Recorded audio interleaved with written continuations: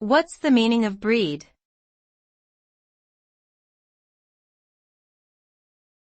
Breed.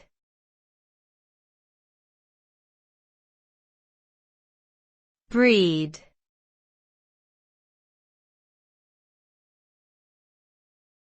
Breed.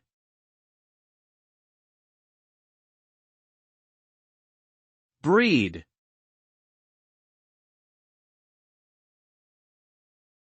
Breed can refer to both a noun and verb, with a primary meaning of producing or giving birth to offspring.